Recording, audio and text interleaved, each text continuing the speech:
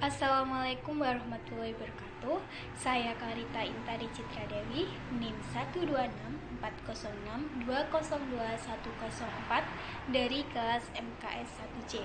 Di sini saya akan menjelaskan materi-materi filsafat umum dari bab 5 sampai 11 untuk memenuhi tugas UAS. Materi yang pertama yaitu filsafat abad modern dan pemikirannya. Pengertian filsafat modern. Filsafat modern adalah pengetahuan yang tidak berasal dari kitab suci atau ajaran agama, tidak juga dari para penguasa, tetapi dari diri manusia sendiri. Sejarah dan perkembangan filsafat modern. Waktu munculnya filsafat modern adalah abad ke-17 hingga awal abad ke-20 di Eropa Barat dan Amerika Utara. Filsafat modern ini pun dimulai sejak munculnya rasionalisme lewat pemikiran Descartes, seorang filsuf terkemuka pada zaman modern. Ada hal-hal yang jelas menandai masa modern ini, yaitu berkembang pesat berbagai kehidupan manusia barat, khususnya dalam bidang kebudayaan, ilmu pengetahuan, dan ekonomi. Inilah yang menjadi awal dari masa modern. Timbulnya ilmu pengetahuan yang modern berdasarkan metode eksperimental dan matematis. Segala sesuatu, khususnya di bidang ilmu pengetahuan, mengutamakan logika dan empirisme. Pada masa modern, terjadi perkembangan yang pesat pada bidang ekonomi. Kaum kelas menengah melakukan upaya untuk bangkit dari keterpurukan dengan mengembangkan suatu kebebasan, yaitu segala macam barang kebutuhan bisa dibeli dengan uang. Mekanisme pasar pun sudah mulai mengambil peranan penting untuk menuntut manusia menjadi rajin, cerdik, dan cerdas. Aliran dan pemikiran filsafat modern. Yang pertama, materialisme. Paham yang menganggap bahwa di dunia ini tidak ada selain materi atau alam dan dunia fisik adalah satu. Pada abad ke-19 pertengahan, aliran ini tumbuh subur di barat karena dengan paham ini orang-orang merasa mempunyai harapan yang besar atas hasil-hasil ilmu pengetahuan alam. Selain itu, paham materialisme ini praktis tidak memerlukan dalil yang muluk-muluk dan abstrak. Teorinya jelas, berpegang pada kenyataan yang jelas dan mudah dimengerti. Yang kedua, dualisme. Ajaran atau faham yang memandang alam ini terdiri atas dua macam hakikat, yaitu hakikat materi dan rohani. Kedua macam hakikat itu masing-masing bebas berdiri sendiri, sama asasi dan abadi. Perhubungan antara keduanya itu menciptakan kehidupan dalam alam. Yang ketiga, empirisme. Aliran yang menjadikan pengalaman sebagai sumber pengetahuan. Aliran ini beranggapan bahwa pengetahuan diperoleh melalui pengalaman dengan cara penginderaan. Empirisme dinisbatkan kepada faham yang memilih pengalaman sebagai sumber utama pengenalan, baik pengenalan lahiriah yang menyangkut dunia maupun pengenalan batiniah yang menyangkut pribadi manusia. Yang keempat, rasionalisme. Faham atau aliran yang berdasar pada rasio, ide-ide yang masuk akal. Selain itu, tidak ada sumber kebenaran yang hakiki. Pada zaman ini, hal yang khas bagi ilmu pengetahuan adalah penggunaan yang eksklusif daya akal budi untuk menemukan kebenaran. Yang kelima, idealisme. Suatu aliran yang mengajarkan bahwa hakikat dunia fisik hanya dapat dipahami kaitannya dengan jiwa dan roh. Istilah idealisme diambil dari kata idea, yakni sesuatu yang hadir dalam jiwa. Yang keenam, Renaissance. Kelahiran kembali atau kebangkitan kembali, yaitu menunjuk pada gerakan yang meliputi suatu zaman di mana orang merasa dilahirkan kembali dalam keadaban. Yang ketujuh, Kantianisme. Paham di mana setiap kita mengambil keputusan, kita harus membayangkan bagaimana bila kita adalah pihak yang dirugikan. Yang kedelapan, pragmatisme. Suatu pandangan bahwa kriteria kebenaran sesuatu terletak pada nilai kegunaan sesuatu dalam kehidupan nyata, sehingga kebenaran sifatnya menjadi tidak mutlak. Yang kesembilan, eksistensialisme. Menyatakan bahwa cara berada manusia dan benda lain tidaklah sama. Manusia berada di dalam dunia dan ia mengalami dan menyadari keberadaannya di dunia itu serta menghadapi dengan mengerti yang dihadapinya. Yang ke-10, positivisme. doktrin filosofi dan ilmu pengetahuan sosial yang berkembang pada abad ke-19. Ajaran positivisme menempatkan peran sentral pengalaman serta bukti empiris sebagai basis dari ilmu pengetahuan dan penelitian. Yang ke-11, ateisme, sering dikatakan sebagai paham yang tidak mempercayai Tuhan dalam keberadaannya maupun perannya dalam kehidupan manusia. Materi yang kedua yaitu filsafat postmodern dan pemikirannya. Pengertian postmodern. Dalam Kamus Merriam-Webster Dictionary, postmodern didefinisikan sebagai yang berhubungan dengan era setelah era modern atau yang berhubungan dengan salah satu dari berbagai gerakan sebagai reaksi terhadap modernisme yang dicirikan oleh sikap kembali ke bentuk dan bahan tradisional atau oleh sikap referensi diri yang ironis dan absurd, atau yang berhubungan dengan suatu teori yang melibatkan penolakan radikal atas asumsi-asumsi modern mengenai kebudayaan, identitas, sejarah, dan bahasa. Sejarah postmodern. Istilah postmodern pertama kali dipergunakan sekitar tahun 1870-an dalam berbagai bidang. Istilah postmodernisme selanjutnya digunakan pada tahun 1926 oleh B.I. Bell dalam artikelnya. Pada tahun 1925 dan 1921, istilah itu digunakan untuk menjelaskan bentuk baru seni dan musik. Tahun 1942 oleh H.R. Hayes menggunakannya untuk merujuk sebentuk karya sastra baru. Tahun 1939, Arnold G. Toynbee, seorang sejarawan terkemuka pada zamannya, menggunakan istilah postmodernisme untuk menjelaskan sebuah sejarah pemikiran. Istilah postmodern selanjutnya digunakan untuk menggambarkan seluruh gerakan, terutama dalam seni, musik, dan sastra yang menentang modernisme dan secara tipikal ditandai dengan dilahirkannya kembali unsur-unsur dan teknik-teknik tradisional. Munculnya teori sosial postmodern selanjutnya telah mendorong perkembangan ilmu-ilmu sosial kontemporer dewasa ini. Deskripsi umum postmodern. Teori postmodern merupakan sebuah gerakan intelektual yang lahir sebagai respon terhadap beberapa tema yang dikemukakan oleh kaum modern atau modernis yang diartikulasikan pertama kali selama masa pencerahan. Postmodernisme memiliki dua makna, yaitu postmodernisme sebagai reaksi terhadap modernisme estetis pada paruh pertama abad ke-20 dalam arsitektur, seni, dan sastra, serta postmodernisme sebagai reaksi terhadap tradisi modernitas yang telah berlangsung lama selama abad pertengahan. Tokoh dan pemikiran filsafat postmodern. Pertama, Jean-Francois Lyotard merupakan salah satu filsuf postmodernisme yang paling terkenal sekaligus paling penting di antara filsuf-filsuf postmodernisme yang lainnya. Pemikiran Lyotard tentang ilmu pengetahuan dari pandangan modernisme sebagai narasi besar seperti kebebasan, kemajuan, dan sebagainya, kini menurutnya mengalami permasalahan yang sama seperti abad pertengahan. Kedua, Michel Foucault adalah seorang tokoh postmodernisme yang menolak keuniversalan pengetahuan. Menurut Foucault, tidak ada perpisahan yang jelas, pasti, dan final antara pemikiran pencerahan dan pasca modern atau antara modern dan pasca modern. Ketiga, Jacques Derrida tidak lepas dari buah pikirannya tentang dekonstruksi yang merupakan salah satu konsep kunci pemikiran postmodernisme.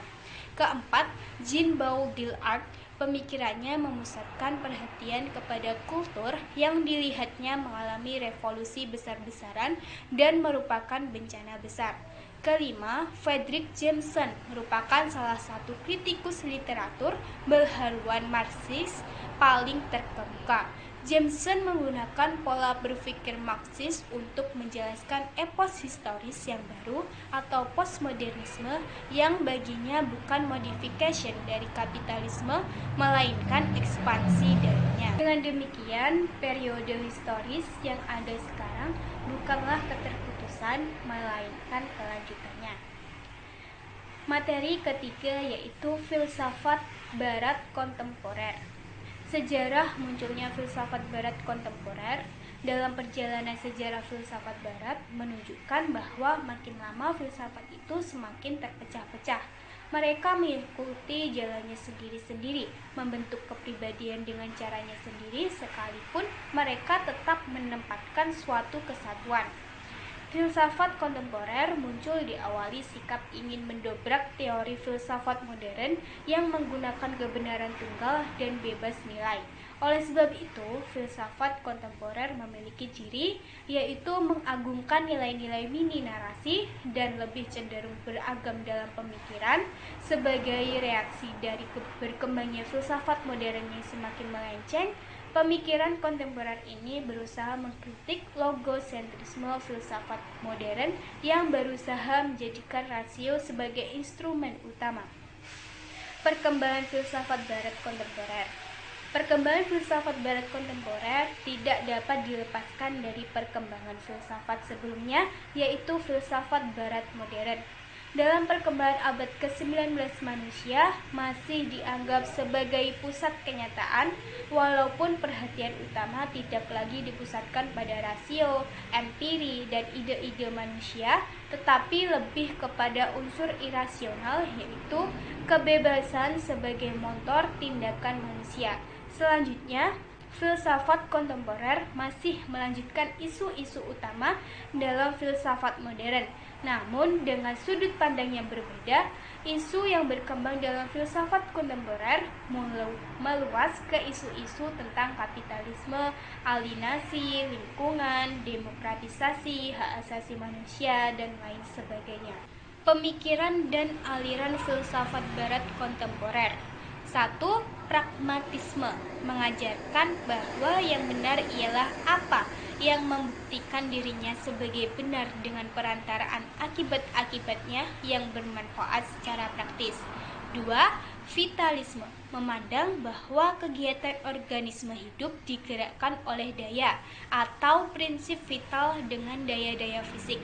Aliran ini timbul dari reaksi terhadap perkembangan ilmu dan teknologi serta industrialisasi, di mana segala sesuatu dapat dianalisa secara matematis. 3. Fenomenologi, suatu aliran yang membicarakan segala sesuatu selama hal itu tampak. 4. Eksistensialisme dapat diartikan manusia berdiri sebagai diri sendiri dengan keluar dari dirinya. Manusia sadar bahwa dirinya ada. Ia dapat meragukan segala hal yang pasti, yaitu bahwa dirinya ada. 5. Filsafat analitis, sering disebut filsafat bahasa. Filsafat ini merupakan reaksi dari idealisme. Para penganutnya menyibukkan diri dengan analisis bahasa dan konsep-konsep. 6. Strukturalisme pada dasarnya menegaskan bahwa masyarakat dan kebudayaan memiliki struktur yang sama dan tetap. Ia menyibukkan diri dengan menyelidiki struktur-struktur tersebut. 7. Postmodernisme merupakan suatu ide baru yang menolak atau yang termasuk dari pengembangan suatu ide yang telah ada tentang teori pemikiran masa sebelumnya. Ia merupakan pergeseran ilmu pengetahuan dari ide-ide modern menuju pada ide yang baru. Materi yang keempat yaitu filsafat Islam dan pemikirannya. Sejarah munculnya filsafat Islam. Filsafat Islam lahir dari spekulasi filosofis tentang warisan filsafat Yunani yang diterjemahkan ke dalam bahasa Arab pada abad ke-3 Hijriah atau abad ke-9 Masehi. Dalam ensiklopedi Islam disebutkan, semula mereka hanya tertarik menerjemahkan naskah ilmu pengobatan Yunani, tetapi ketertarikan mereka juga merambah pada teks-teks filsafat. Abad awal pertama filsafat Islam ditandai dengan munculnya sejumlah mazhab. Kemudian muncul Abu Nasr al-Farabi. Sejumlah kalangan menganggap al-Farabi melebihi al-Kindi, dan Ibnu Sina muncul pula dengan beragam karyanya. Selain adanya filsafat bermazhab, abad awal perkembangan filsafat Islam juga melahirkan filsuf independen. Filsafat Islam tidak hanya berkembang di wilayah Arab dan Persia, tetapi juga di Barat, yaitu Spanyol. Filsafat Islam klasik di dunia timur. Filsafat timur memiliki ciri-ciri yang berbeda dengan filsafat barat, di mana ciri-ciri agama dan kepercayaan lebih kental di dalam filsafat timur. Filsafat timur lebih mengendalikan hati atau kolbu. Dalam filsafat timur, pandangan hati menempati posisi tertinggi setelah akal dan indera, sebagai perangkat utama untuk sampai kepada kenyataan akan kebenaran.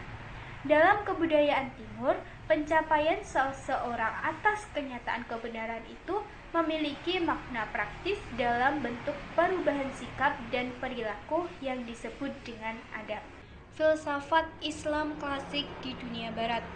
Periode Islam klasik yang berlangsung setelah Nabi wafat hingga sekitar abad ke-13 Masehi. Pada periode klasik ini, Islam mengalami perkembangan dan kemajuan dengan pesat dalam berbagai bidang seperti pemerintahan, budaya, dan pendidikan Islam yang berkembang dari Madinah ke Damaskus, kemudian ke Baghdad dan Cordova. Tahun 700 sampai 1200 Masehi, Islam memiliki kekuatan dalam bidang pemerintahan dan perkembangan sastra, sains, kedokteran, dan filsafat maju dengan pesat. Sementara di dunia barat masih tertinggal. Perkembangan filsafat ditinjau dari sisi teori sejarah Islam modern dimulai sejak tahun 1800 Masehi hingga sekarang secara politis pada abad ke-18 Masehi. Dalam sejarah Islam, periode Islam disebut dengan kebangkitan dunia Islam karena ditandai banyaknya bermunculan pemikiran pembaharuan dalam dunia Islam. Munculnya gerakan pembaharuan disebabkan oleh dua faktor, yaitu timbulnya kesadaran di kalangan umat Islam telah dijumpai nilai-nilai ajaran asing yang telah masuk ke dunia Islam dan umat Islam menganggapnya sebagai ajaran Islam. Yang kedua, hegemoni dan dominasi dunia barat terhadap dunia Islam hampir menguasai segala bidang, baik ekonomi, perdagangan, maupun peradaban. Dua faktor inilah yang menginspirasi umat Islam untuk melakukan reformasi dan mengadakan gerakan-gerakan dengan tujuan mengembalikan ajaran yang sesuai dengan Al-Quran dan Sunnah serta meraih kejayaan Islam yang telah hilang. Materi yang kelima, filsafat Jawa dan pemikirannya. Mistisisme dan mitologis. Mistisisme adalah kepercayaan bahwa kebenaran tertinggi tentang realitas hanya dapat diperoleh melalui pengalaman intuitif suprarasional, bahkan spiritual, bukan melalui akal logis belaka. Paham mistisisme merupakan paham yang memberikan ajaran yang serba mistis, sehingga hanya dikenal, diketahui, atau dipahami oleh orang-orang tertentu saja, terutama penganutnya. Mitos adalah cerita tentang asal mula terjadinya dunia seperti sekarang ini.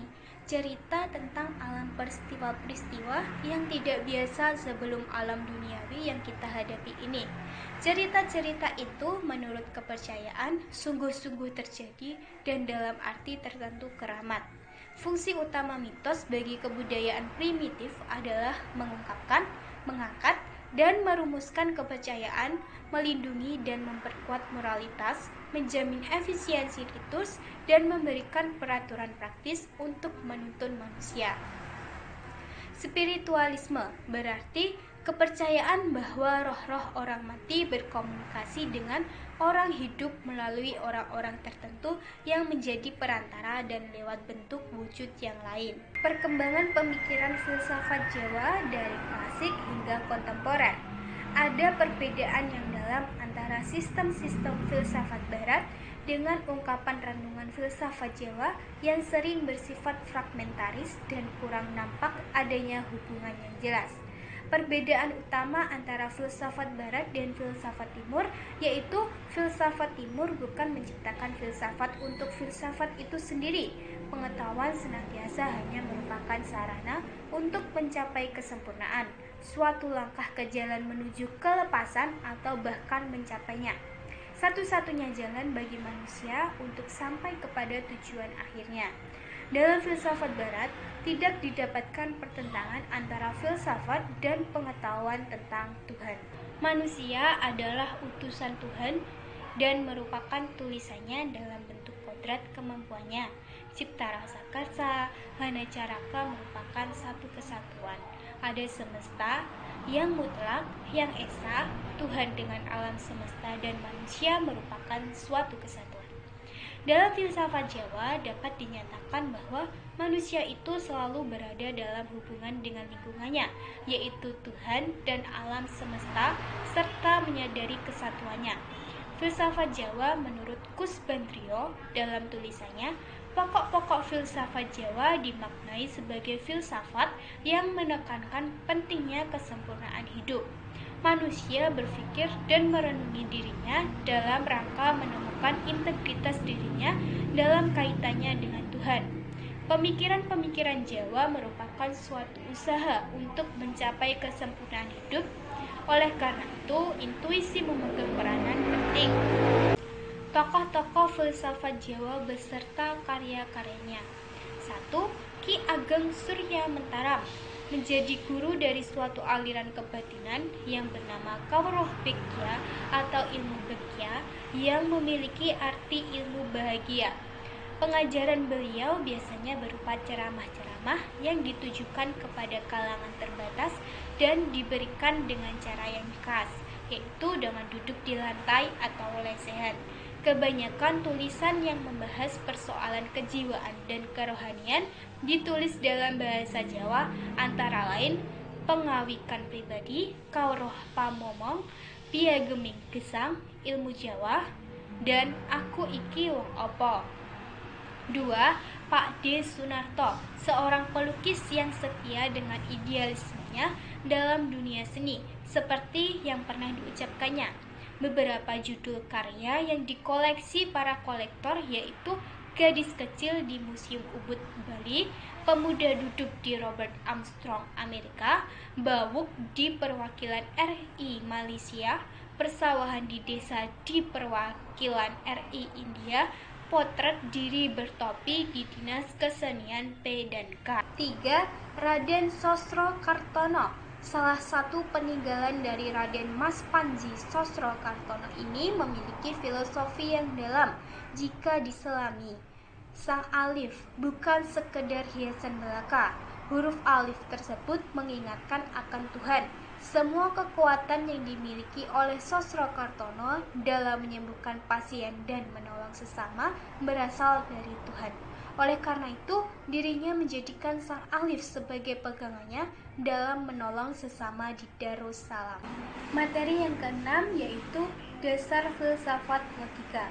Logika adalah pembahasan tentang serangkaian proses mengingat kembali suatu hal, berkhayal, menghafal, menghitung dalam kepala, menghubungkan beberapa pengertian, menciptakan sesuatu konsep atau berbagai kemungkinan. Macam-macam logika antara lain: 1. Dilihat dari segi kemampuan untuk berlogika. Logika kodratiah adalah kemampuan berlogika yang sudah ada pada setiap manusia sebagai makhluk yang berakal budi. Logika ilmiah adalah kemampuan berlogika yang didapatkan dengan belajar secara khusus. Kedua, dilihat dari sejarah dan penggunaan lambang atau simbol. Logika klasik atau tradisional menggunakan lambang bahasa. Logika modern menerapkan prinsip-prinsip matematika. Ketiga, dilihat dari segi bentuk dan isi argumen. Logika formal atau bentuk adalah logika yang membahas kebenaran sebuah argumen dilihat dari segi bentuk. Logika material adalah logika yang membahas kebenaran sebuah argumen dilihat dari segi isinya. Sebuah argumen dinyatakan benar dari segi isi jika pernyataan yang terdapat dalam argumen sesuai dengan kenyataan. Keempat, dilihat dari segi cara menarik kesimpulan. Logika induktif adalah bentuk penawaran yang berdasarkan kebenaran tunggal yang ditarik menjadi satu kesimpulan umum. Logika deduktif adalah suatu ragam logika yang mempelajari azas-azas penalaran yang bersifat deduktif, yaitu penalaran berdasarkan kebenaran umum ditarik satu kesimpulan untuk hal khusus. Pengertian terma dan jenis-jenisnya. Term adalah ide atau konsep dalam kata atau rangkaian kata yang berfungsi sebagai subjek atau predikat dalam suatu keputusan atau kalimat. Jenis-jenis term antara lain: 1. Dari sudut arti, univoc artinya kata yang menunjukkan pengertian yang sama pula. Equivoc artinya kata yang menunjukkan pengertian yang berlain-lainan. Term analog artinya kata yang menunjukkan banyak barang yang sama tetapi serentak juga berbeda-beda dalam kesamaannya itu. Kedua, dari sudut isi. Abstrak artinya kata yang menunjukkan suatu bentuk atau sifat tanpa bendanya. Kolektif merupakan kata yang menunjukkan kelompok dan individual. Sederhana yaitu kata yang terdiri dari satu ciri saja. Ketiga, dari sudut luas. Term singular menunjukkan satu individu, barang atau golongan tertentu. Term partikular menunjukkan lebih dari satu, tetapi tidak semua bawahannya. Term universal menunjukkan seluruh lingkungan dan bawahannya masing-masing, tanpa ada terkecualikan. Pengertian predikat dan jenis-jenisnya. Predikat adalah perkara yang dinyatakan dalam subjek proposisi. Jenis-jenis predikat antara lain predikat ekuasional atau penyama, predikat dengan verba bervalensi 1, dan predikat dengan verba bervalensi 2 atau 3. Pengertian definisi, macam-macam definisi, dan syarat-syarat definisi. Definisi merupakan kata, frasa, atau juga kalimat yang mengungkapkan makna, keterangan, atau ciri utama dari orang, benda, proses, atau kegiatan. Macam-macam definisi antara lain: 1. Definisi nominal adalah definisi sederhana dan memiliki sifat sementara yang disebabkan karena hanya memberikan penjelasan. Definisi ini dibagi menjadi dua, yaitu definisi nominal umum dan definisi nominal khusus. Yang kedua, definisi real dapat dibagi menjadi definisi esensial dan definisi deskriptif. Definisi esensial merupakan definisi yang memberikan pengertian hakiki mengenai sesuatu yang hendak dijelaskan. Definisi esensial dibagi lagi atas definisi esensial fisik dan definisi esensial metafisik. Sedangkan definisi deskriptif merupakan suatu penjelasan yang mengacu pada uraian mengenai ciri-ciri khusus yang dimiliki oleh sesuatu yang dijelaskan. Definisi deskriptif dibedakan lagi atas definisi kausal, definisi genetik, dan definisi aksidental. Syarat-syarat definisi antara lain: harus menyatakan ciri-ciri secara hakiki dari apa yang akan dijabarkan atau dideskripsikan. Kedua, harus merupakan suatu kesetaraan arti dengan hal yang diberi makna. Maksudnya, lingkup artian tidak terlampau sempit dan tidak terlampau luas. Ketiga, harus menghindarkan pernyataan memuat syarat yang diberikan makna. Artinya, tidak boleh berputar-putar, tidak boleh berbelit-belit, baik secara langsung atau tidak langsung pada subjek didefinisikan. Keempat, harus sedapat mungkin dinyatakan dalam bentuk rumusan yang positif. Kelima, harus dinyatakan secara tepat, singkat, dan jelas, terlepas dari rumusan yang kabur, ambigu, tidak boleh menggunakan bahasa kiasan. Materi yang ketujuh yaitu konsep hermeneutika. Memahami hermeneutika sebagai dialektika interpretasi teks.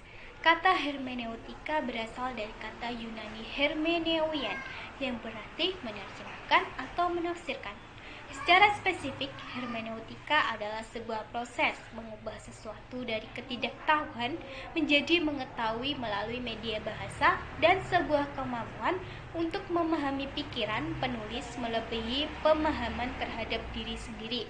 Jika dikaitkan dengan Al-Quran, hermeneutika memiliki fungsi untuk menjelaskan dan mengungkapkan maksud kandungan Al-Quran yang berwawasan sebagai teks. Sejarah mencatat bahwa hermeneutika sebenarnya teori yang dimiliki oleh pemikiran Barat yang mencoba untuk digunakan untuk menafsirkan ayat-ayat Al-Quran. Selain itu, hermeneutika juga sebagai alat untuk memahami secara spesifik yang mengacu kepada teks.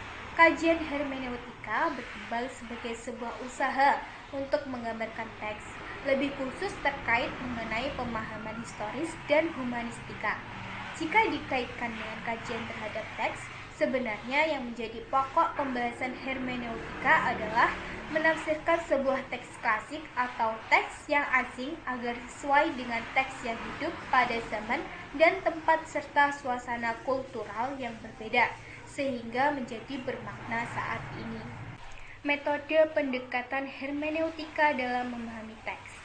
Gagasan dalam pendekatan kajian terhadap Al-Quran yang ciri-ciri khas sebagai dialektika untuk membaca dan memahami teks yaitu dengan melihat aspek historis turunnya ayat Al-Quran dan mencari nilai-nilai Qur'ani yang bisa direspon pada masyarakat saat ini. Jika dicermati langkah-langkah dalam menafsirkan teks era kontemporer, yaitu pertama, memperhatikan konteks mikro dan makro pada saat Al-Quran diwahyukan. Kedua, dalam menafsirkan teks ayat-ayat Al-Quran, bukan hanya menyimpulkan secara teks, melainkan di era kontemporer saat ini, si penafsir berusaha menerapkan nilai dan prinsip umum tersebut. Gerakan ini merupakan proses yang berangkat dari pandangan umum ke pandangan spesifik yang harus diformulasikan dan direalisasikan pada masa sekarang. Proses pemahaman terhadap Al-Quran membutuhkan metode dan pendekatan untuk menafsirkan Al-Quran yang dapat memberikan jawaban tepat yang relevan dengan sekian banyak persoalan yang dihadapi masyarakat. Dalam perkembangannya, metode-metode yang digunakan para mufasir banyak dan sangat beragam. Contoh metode yang digunakan adalah Al-Quran diposisikan sebagai mitra dialog bagi para pembacanya, yaitu dengan mengasumsikan bahwa teks Al-Quran merupakan sosok pribadi mandiri, otonom, dan secara objektif memiliki kebenaran yang bisa dipahami secara rasional.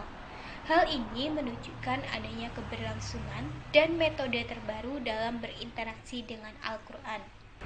Aplikasi hermeneutika sebagai interpretasi teks.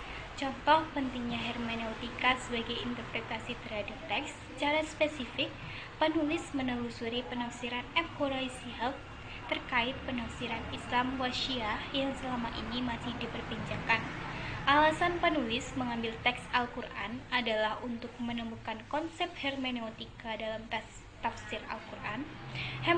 Quraish Shihab mengatakan bahwa konsep umatan wasatan adalah masyarakat yang moderat, yaitu masyarakat yang tidak tenggelam dalam kehidupan materialisme dan tidak juga membumbung tinggi dalam kehidupan spiritualisme. Adapun posisi pertengahan menjadikan manusia tidak memihak ke kiri dan ke kanan, suatu keadaan sehingga manusia berlaku adil. Posisi pertengahan menjadikan seseorang dapat dilihat oleh siapapun dalam penjuru yang berbeda, dan ketika itu ia dapat menjadi teladan bagi semua pihak. Posisi itu juga menjadikannya dapat menyaksikan siapapun dan dimanapun. Penelusuran hermeneutika sebagai interpretasi teks. Dalam menganalisis dan memahami maksud serta menampakkan nilai yang terkandung dalam sebuah teks, maka disinilah pentingnya kehadiran hermeneutika sebagai metode interpretasi terhadap sebuah teks. Secara singkat, dapat dikatakan bahwa hermeneutika adalah cara kerja yang harus ditempuh oleh siapapun yang hendak memahami sebuah teks, baik yang terlihat nyata dari teksnya maupun yang kabur, bahkan yang tersembunyi akibat perjalanan sejarah atau pengaruh ideologi dan kepercayaan. Untuk menjawab persoalan-persoalan yang terkait dengan kehidupan sosiologis masyarakat yang umumnya menerima teks-teks tetapi belum memahami makna yang terkandung, maka hadirnya hermeneutika sebagai metode interpretasi bisa menjadi tawaran dalam memahami dan menganalisis sebuah teks, sebagaimana yang dikembangkan oleh beberapa tokoh dalam hermeneutika sebagai berikut. Konsep pertama, jika melihat bagaimana teks dalam pandangan hermeneutika selalu memiliki dua komponen, yaitu struktur gagasan pengarang dan aktualisasi gagasan tersebut ke dalam struktur bahasa. Struktur gagasan dan struktur bahasa inilah yang harus diperhatikan secara bersama-sama dalam memahami sebuah teks. Konsep kedua, dalam memahami sebuah teks, konsep yang ditawarkan hermeneutika adalah melalui tata bahasa dan psikologis pemikiran. Bahasa sebagai alat untuk memahami maksud dari penulis, objek diinterpretasi tata bahasa adalah komunikasi antara penulis dan pembacanya, merupakan langkah yang ditawarkan hermeneutika dalam memahami dan menganalisis sebuah teks. Metode yang digunakan dalam interpretasi psikologis adalah metode komparatif dan firasat. Metode firasat yaitu transformasikan dirinya ke dalam diri pengarang untuk menangkap proses mental pengarang, selebihnya untuk mengakses dengan sempurna makna dan nilai yang terkandung dalam sebuah teks. Sekian dari saya, terima kasih. Wassalamualaikum warahmatullahi wabarakatuh.